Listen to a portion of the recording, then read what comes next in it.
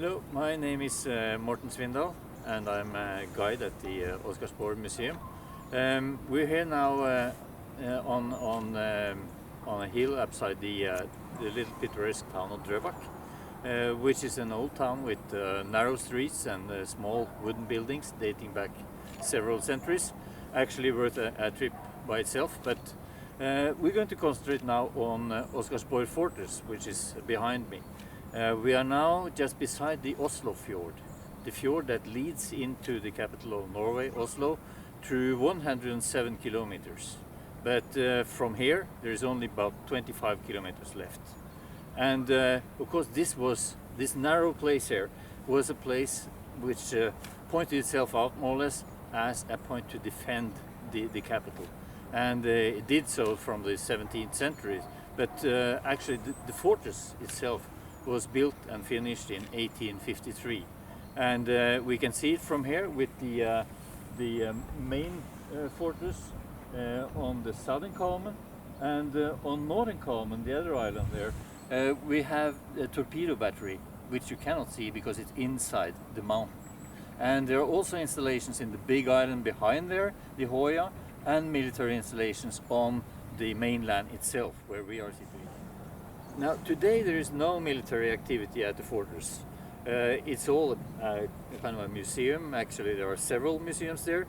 There is a hotel where we had the old non-commissioned officer school. It's even a middle school out there, and it's also a marina. So it's all open to public. You can take the ferry out there and spend the day there, actually.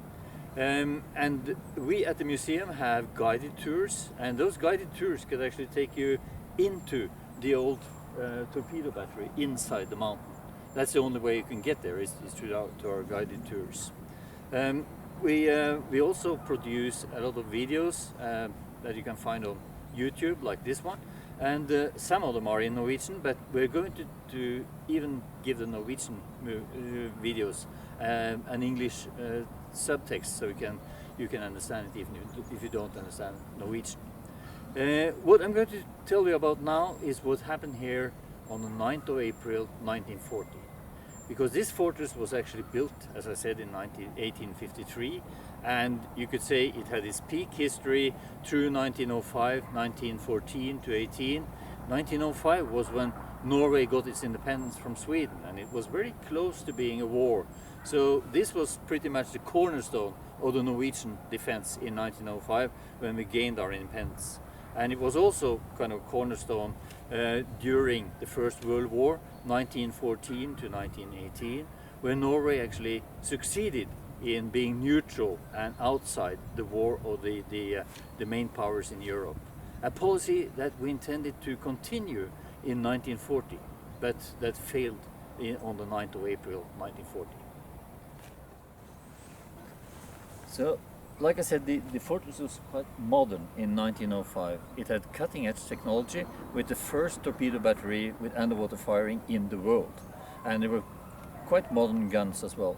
But then after the First World War, military commissions found that this installation was too close to what it was meant to protect, mainly the capital of Oslo. And therefore it was decided that they would build fortresses further out in Oslofjord, at Drøbak between Fredrikstad and Tønsberg. And that of course made the Oscarsborg less important from 1918 on onwards. So coming to 1940, it was more or less there because it was there. They had the same old guns that they had in 1905, the same torpedo battery, nothing had been modernized. And the main purpose of the fortress in 1940 was to be a boot camp. So they got 430 recruits in here that were meant to be trained to be soldiers. That was the main purpose of the fortress. They had a small manning on the torpedo battery. They had a few men manning 1 out of the 3 guns in the main battery, and they had manned also 2 out of the 3 guns on Koppås battery that we're going to see later. That was all. The rest were recruits.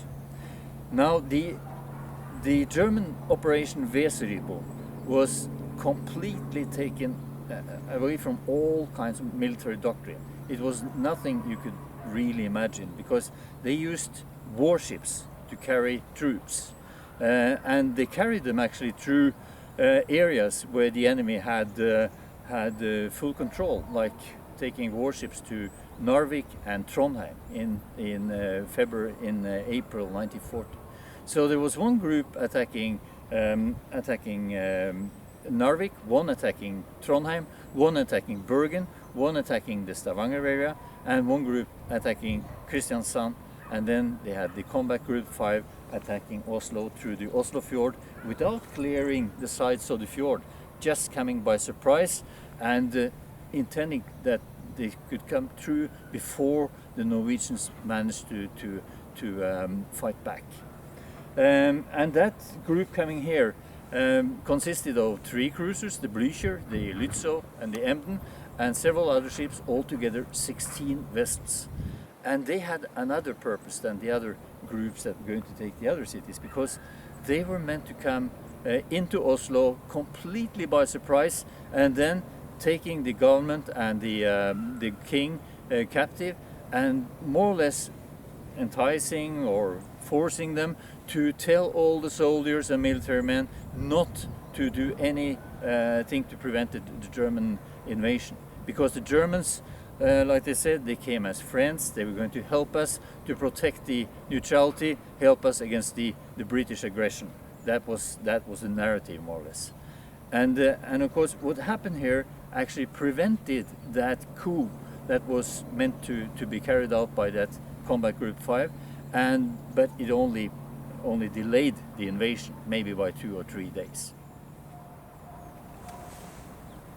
So then, when the Combat Group 5 arrived at the outer Oslo fjord, the mouth of the fjord, it met some watch vessels and quickly managed to get past the watch vessels, and then came into the firing area of the fortresses Drøbak and Bolerne at the mouth of the fjord.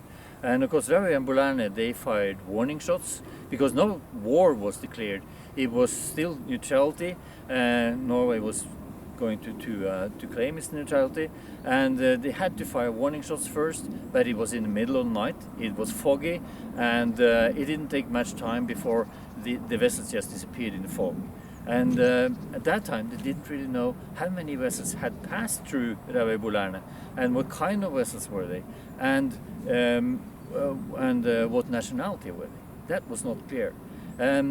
We have seen later that some historians and even authors have kind of portrayed that time actors as naive, because they should have understood that these vessels were German, because there were reports that German vessels had crossed the Straits of Denmark and that they were on the way. But still, even the British Admiralty thought that these ships were going out in open sea to raid Allied shipping. And there were also rumors that the British were on the way going to attack the Germans, and there were rumors that there had been a battle out in Skagerrak and that the losing party had tried to seek refuge in the fjord. So it was a lot of confusion, and they didn't really know what kind of nationality they were. And of course it took a lot of time, and nothing happened in here. Even if they were clear with the few guns they had manned, it took hours, and that was a bit strange for the commander, Colonel Eriksen, because he thought that those vessels, if they intended to go into Oslo, they would be here in pretty short time. But still, it took so much time before they heard anything. So it was, I think the vessels passed outer Oslo fjord about 23:15, late evening on the 8th of April, and then at 3:30 at night, between 8th and 9th of April, Colonel Eriksen thought that nothing is going to happen here. There was probably some kind of fuss about the neutrality in outer Oslo fjord, so he sent half of the manning on the guns and torpedo battery to rest, because he thought nothing was happening. But then, of course, the surprise was quite huge when it just 8 minutes later they got a message from Filtvet, which is a signal station which is situated just 10 kilometers south of here. It was part of the defenses of the fortress with watchposts and everything. And they reported that 5 ships were coming. 3 of them were big. They showed no signs of neutrality, and they had extinguished the navigational lights when they tried to point the searchlights at them. And then, of course, the alarm was sounded again.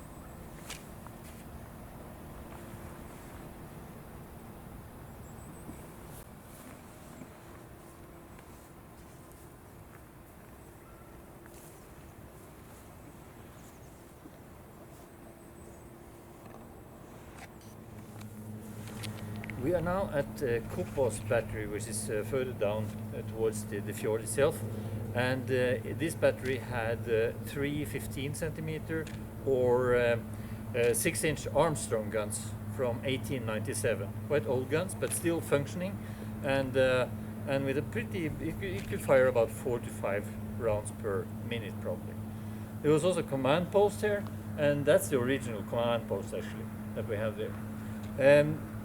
The commander of the battery, Captain Enger, only had 2 gun crews here, so he manned the gun that stood here, and the next one, gun number 3 and gun number 2, with conscripts from the Neutrality Guard. And they were not trained here very much, they just had a week or so they were not very familiar with the guns, and they were not very familiar with firing, because they had never had live firing with these guns at all.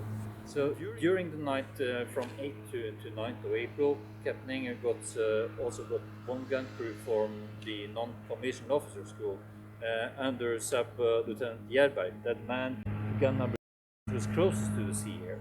And they were pretty trained soldiers. They had been in service from September 1939, and they have used the guns here previously. So then during the night also Captain Enger ordered them to carry 10 rounds of ammunition to each of these guns. So he considered 10 rounds would be enough, because again they didn't expect a war, they didn't expect a battle, they expected at the worst maybe some kind of neutrality episode where they had to fire some shots and say that you're not allowed to pass here.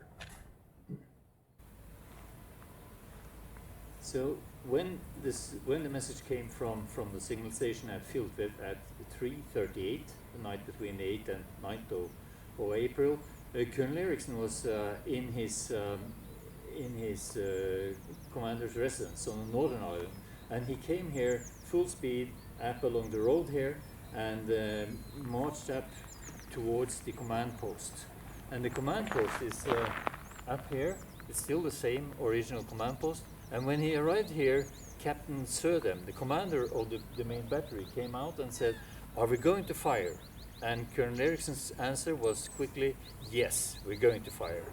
So the strange thing is that the colonel that had just a few minutes previously said that he thought this was just something neutrality trouble in Outer Oslofjord. He had decided that they should fire with everything they had. Heavy guns, 11-inch guns, torpedoes, whatever.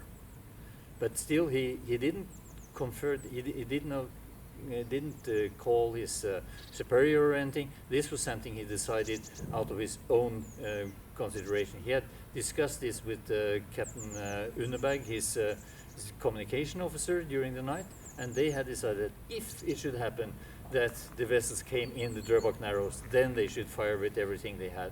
But at that time, they probably didn't think that was probable. But still, they had decided that that was the course of action if that happened. So, passing the command post over there, having met Captain Södem, the colonel continued here and took a position just between those 2 guns here. And then his communication officer sent an orderly. And the question that the orderly came with was from the commander of the torpedo battery. And the question was, are we going to fire torpedoes? And the answer from the colonel was, yes, we are going to fire torpedoes. And that was actually the first time that torpedoes were fired in wartime from a torpedo battery like this against a cruiser like that. And taking that decision, Eriksen knew that was going to create damage, it was going to take lives, and there was still no war declared. There was still neutrality regulations that were active, but he knew that these vessels coming in the fjord had passed the outer fortifications, and there had been warning shots fired. So now we are just between the 2 28 centimeter or 11-inch guns that fired against the Blücher. And of course, when they stood here in the night between the 8th and 9th of April, it was all dark and it was foggy, so they couldn't see as much as we can see now. They could only see as far as to the boat harbor in Drøbak town, which is about 1,500, 2,000 meters away from us. So at 4:21 in the morning, a giant cruiser was caught in the searchlight of a little auxiliary boat that was berthed just beside the boat harbor. We can see forward here, and they could see it from the guns here. And then Captain Södem ordered fire from those two guns, and immediately they could see that the first gun hit, and then the second gun hit, and it started to increase the speed. At the same time, they also started to fire from the Torpedo Battery that we just saw, and that fire also had several rounds that hit the Blücher on its way further in, and then they had to stop firing when it was just beside us now, and then they started from Kopos to fire against the following cruiser, the Lützow, while the Blücher was just burning and sailing further up to the narrows. So then, when the first vessel Blücher was approaching, was about 1,400 meters, and they opened fire from the main battery, and that was the signal to Kopos as well. And they started firing from here about 1,000 meters, very close range. Closer than they had done in any practice shooting at all, and they continued firing against the Blücher while it came sailing closer and closer and into the narrows. And it's something that it's very strange actually. When they stood here aiming at a vessel that is only 300 meters out there, the Blücher had 16 guns on the starboard side that would fire here with some of them automatic, so they had to stand here in these open positions and fire against it. And we know that in this position they got panic, so the crew went down onto the ground and tried to seek cover. And the same thing happened at gun number 2, but at gun number 2 there was an NCO trainee, Jørgensen, and he actually managed to get the crew up again and continue firing at the next ship that was coming in, the Lützow. In gun position closest to the sea, then Sub-Lieutenant Jerberg and his crew from the NCO school continued firing from these open positions, even with a heavy cruiser 300 meters out there, firing everything they had against it. So that had to be a pretty tough way of fighting.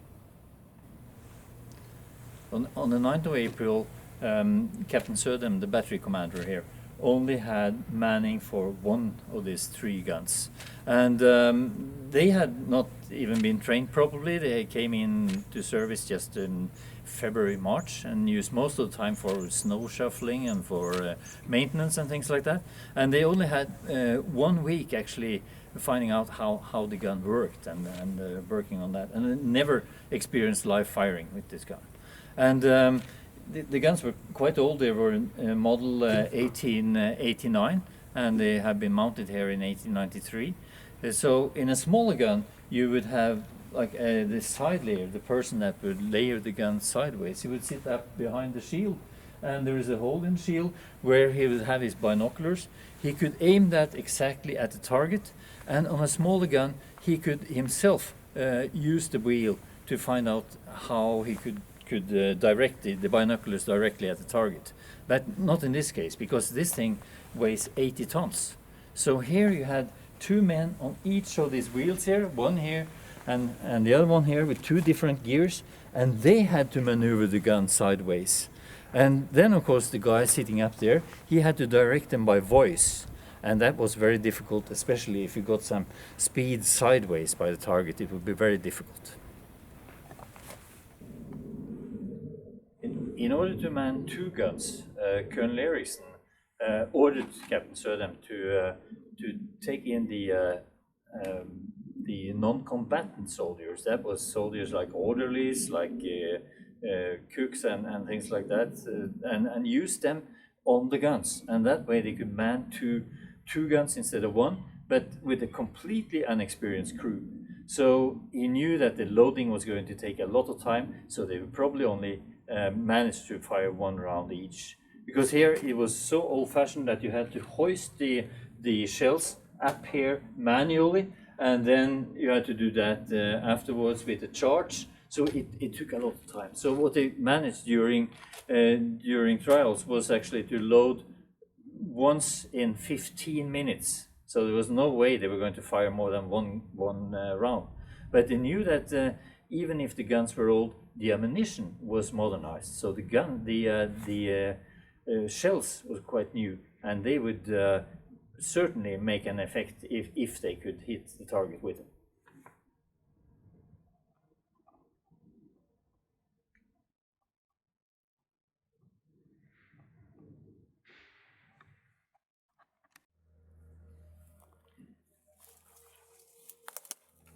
Now we are on top of Torpedo Battery, and what you can see here is one of the aiming towers.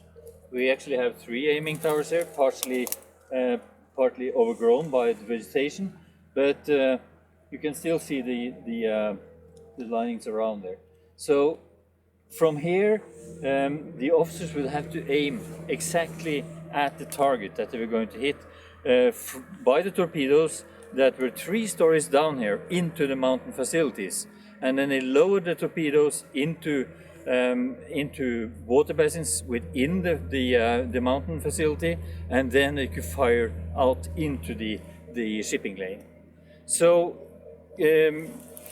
Commander Anderson was actually here in the middle tower, where he was sitting waiting for this vessel to come in. He had heard the messages from Filtvet and that 5 vessels were approaching.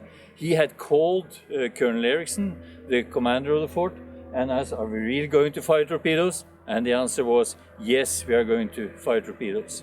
Anderson had 9 of the old torpedoes from 1900, and they were small torpedoes, 530 kilos, just 1/3 of the standard torpedo in 1940. But he decided that there were 5 targets. He was going to fire 2 at the first one, 2 at the second, 2 at the third, 2 at the fourth, and then the 5th torpedo at the 5th target. And he was also a bit concerned going up here, because even if it's fortified positions, he knew that he was going to be very close to a heavy cruiser with all the artillery that they could have, and it could be difficult to sit here and actually aim accurately at the targets. So he told his second in command, Lieutenant Carlson, to come up here with him and just sit tight, and if anything happened to Anderson, he should take over. And in addition to that, he sent Sub-Lieutenant Brexter up in the southern tower and told him to stay there and be ready. If it went quiet from the mid tower, then he should take over.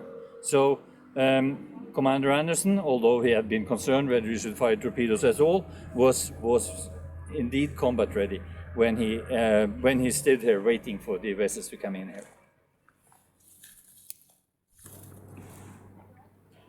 So when Commander Anderson was coming up in the tower, the first thing he heard was the main battery firing at his intruder, and it took a little while until he saw down the fjord and could see this burning vessel coming in. It was not difficult to see, though it was dark, because it was burning because of artillery hits, and it was firing with in both directions. So it was easy to see the cruiser coming in here. So he just waited until it was in the exact line where the torpedo would hit. And then he estimated the speed of being 7 knots. So he waited for it to come to that line. In the meantime, he saw that it was firing in both directions, also against Northern Kalman, and one shell actually landed just 1 meter in front of the bunker where Anderson sat. But then it seemed like the cruiser was aiming its fire more against the Hoya Island, which is further behind us. So Anderson was able to aim exactly, and he triggered the first torpedo. He could do that from the tower electrically when the cruiser was just outside here, and then he had no time to see the result, because he had to change his aiming device so that he could fire a torpedo from another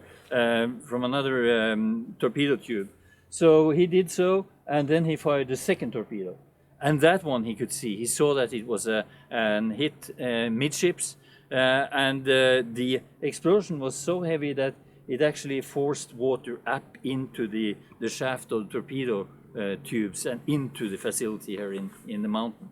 Then he was ready to engage the next vessel. He had thought to use 2 torpedoes against that as well, and that was the cruiser Lützow, almost the same size as Blücher, but the problem was that the Lützow had been hit by several rounds from Kopos, so it was burning after one of those hits. It had partly destroyed its front gun tower, and it had 6 dead and about 20 injured on board. So the captain on Lützow ordered full speed backwards to get out of the area of the artillery. At the same time, the captain of Lützow could see the explosions from Blücher, the hits from torpedoes, and both Lützow and Emden and the other ships in the combat group went outside the area of the range of the artillery fire, and left Blücher to its own destiny because it was still burning. It listed as the torpedo hits. The propulsion was destroyed, so it just drifted up to the islands of Oscarsborg, which is about 1 nautical miles north of us, and there the captain anchored, trying to extinguish the fires on board, but he didn't manage, and it took about 1 hour, and then the Blücher sank in that position. So it's still there, 60 to 90 meters below the surface, by the islands of Oscarsborg, just north of us. And we reckon that out of the 2,200 on board, because there was a crew about 1,400 and more than 800 soldiers on board, out of those 2,200, there were probably 400 that died. So since 2016, that site has been made into a war cemetery. So you're not allowed to dive there unless you have a special authorization for that.